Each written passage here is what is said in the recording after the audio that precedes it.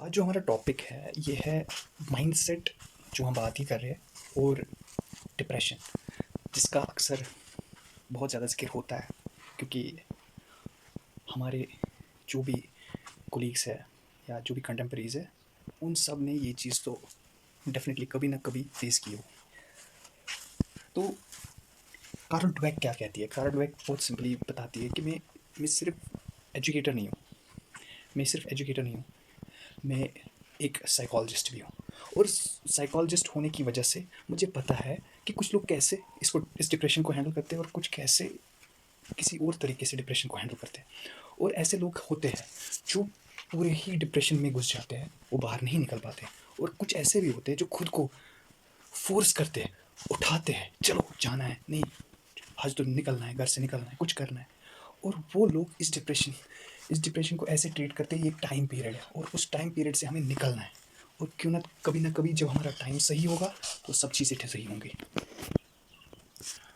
तो ये हमने इसके बारे में जाना, कॉर्ल डवेक के बारे में। और अब ये क्या करती है, ये बहुत ही अच्छी अच्छी चीज़ करती है, बहुत अच्छी स्टडी करती है। यू मीन आई मीन कि ये एक स्टडी करती है जिनमें ये बच्चों पे स्टडी करती है और बच्चों पे देखती है कि डिप्रेशन का इफ़ेक्ट कैसा है इनमें, और माइंडसेट में का क्या रोल है डिप्रेशन में।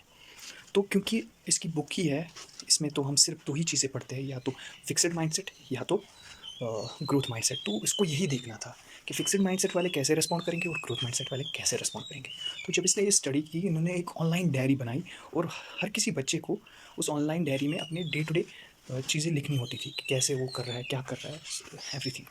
तो जब इसने ये स्टडी स्टार्ट की, तो पहले ये तो इसने फिर एनालाइज़ किया जो ये फिक्स्ड माइंडसेट वाले बंदे होते हैं, इनकी जो बहुत बड़ी प्रॉब्लम ये होती है कि ये उस डिप्रेशन से बाहर नहीं निकलते, ये घुस जाते हैं उसमें। और उसका रीज़न ये है कि ये खुद को बहुत ज़्यादा कोसते हैं, शायद मैं कुछ नहीं हूँ, शायद मैं कुछ कर नहीं सकता हूँ, कि बस ज़िंदगी मेरे ग्रेड्स पर है, मेरी स्कोर्स पर है, और बस ज़िंदगी में आगे मैं नहीं बढ़ सकता।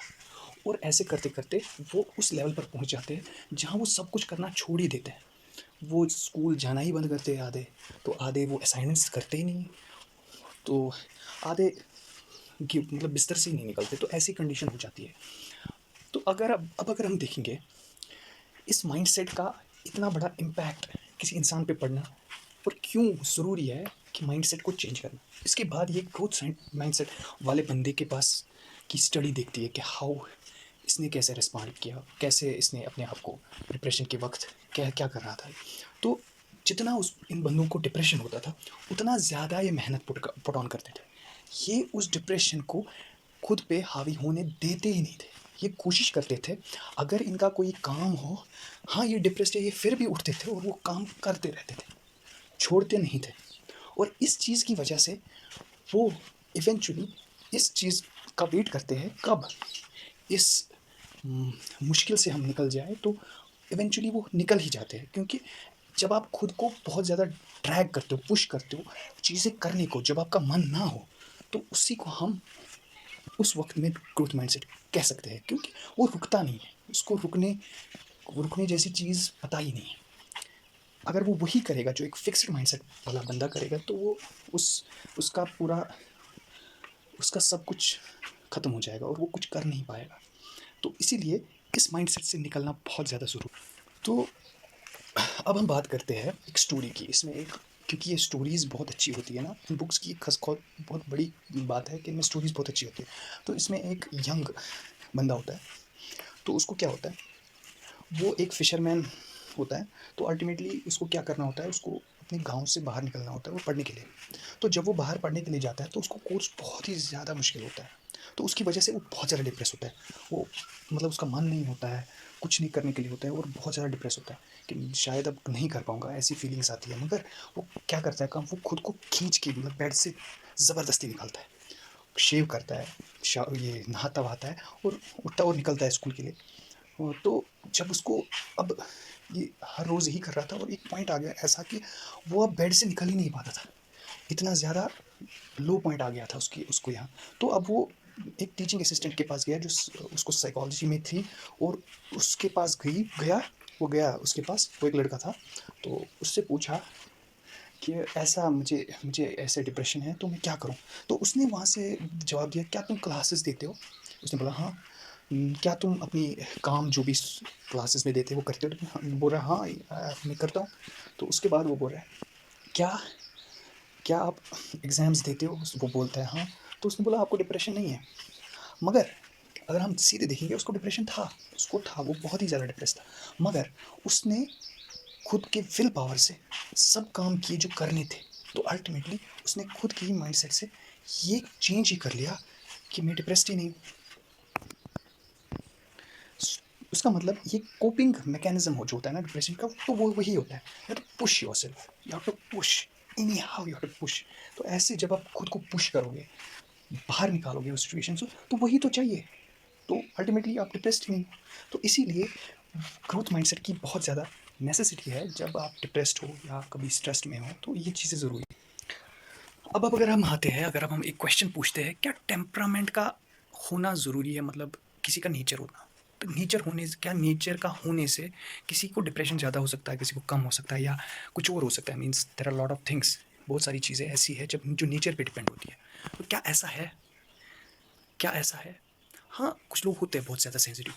कुछ लोगों को ये, मतलब थोड़ी सी भी बात उनको दिल में उतर जाती है और वो उसी के पीछे लगे रहते हैं। और कुछ लोग जस्ट स्लाइड करते हैं, वो ज़्यादा ध्यान नहीं देते, इवन दो बहुत ही हर्टफुल चीज़ हो वो माइंड नहीं करते। तो क्या ये चीज़ है? तो यहाँ पर अगर आप देखोगे, कार्ल डवेक जो है वो बोलती है, हाँ ऐसा चीज़ है, डेफिनेटली ऐसा चीज़ है, बट आप अपने माइंडसेट से कभी भी किसी सिचुएशन, इस ऐसी सिचुएशन से बाहर निकल सकते हो, और बहुत ही आसानी से निकल सकते हो भी हो। आपको बस खुद को पुश करना है, खुद को, खुद के मुंह, ज़्यादा टाइम के लिए वहाँ नहीं रहना है। तो जैसे ये आदमी अपनी चीज़ों को हटा के वही चीज़ें करता रहता है जो वो डेली रूटीन में है, तो अल्टीमेटली वो निकल ही जाता है इसमें। तो वैसे ही जब आप माइंडसेट चेंज करोगे, आप बोलोगे कि मुझे ये काम फिर भी करना है, मुझे इससे निकलना है, तो आप निकल सकते हो। तो इसी वजह से ये यहाँ पर बता रही है कि इसमें कॉरल डवेक बताती है, बहुत ही सिंपल है, इसमें कॉरल डवेक बहुत ही सिंपली बताती है कि हमने बहुत सारे बंदों को हमने सिखाया है इस चीज़ से कैसे निकला जाए। तो उनको बस हमने माइंड शिफ्ट करवाया थोड़ा, बस ये बताया कि जब आपको बहुत ही ज़्यादा ख़राब लगे, आप खुद को मोटिवेट करोगे और पुश करोगे वो चीज़ फिर भी करने को, और इस माइंडसेट से उनकी लाइफ पूरी चेंज होगी और वो वहाँ से निकल गए जिसमें उनको लगता था हम निकल ही नहीं पाएंगे। अगर हम शॉर्ट में देखेंगे, तो अगर आप फिक्स्ड रेट रखोगे, तो आप अपने आप को किस चीज़ से जज करोगे? फेलियर से जज करोगे, और वो आपके लिए बहुत ही नुकसान हो सकता है। तो इसीलिए वो माइंडसेट चेंज करना बहुत ही ज़्यादा ज़रूरी है। चाहे आप कितने भी टैलेंटेड हो, चाहे आप कितने भी स्मार्ट हो, अगर आपको इस माइंडसेट, अगर आपको वो फिक्स्ड माइंडसेट ही रहा, आप कुछ नहीं कर पाओगे। तो ये चीज़ बहुत ही ज़्यादा ज़रूरी है और ये बहुत ज़रूरी समझनी है। जब लोगों को ये लगता है ना कि अपनी जो बेसिक क्वालिटीज़ है वो हम डेवलप कर सकते हैं, या हाँ, हाँ, ये सच है कि फेलियर बहुत ही ज़्यादा मुश्किल होता है, मगर वो फेलियर आपको डिफाइन नहीं करेगा। और इससे हम ये देख सकते हैं कि हम अपनी एबिलिटीज़ को चेंज कर सकते हैं, उनको एक्सपैंड कर सकते हैं, बढ़ा सकते हैं, कम कर सकते हैं, ज़्यादा कर सकते हैं। तो सब कुछ हो सकता है, पॉसिबिलिटी है, मगर वो बिलीफ चाहिए। जब आपको ये बिलीफ हो, तो आप ग्रोथ माइंडसेट में हो। तो यही चीज़ चाहिए। चलो, थैंक यू।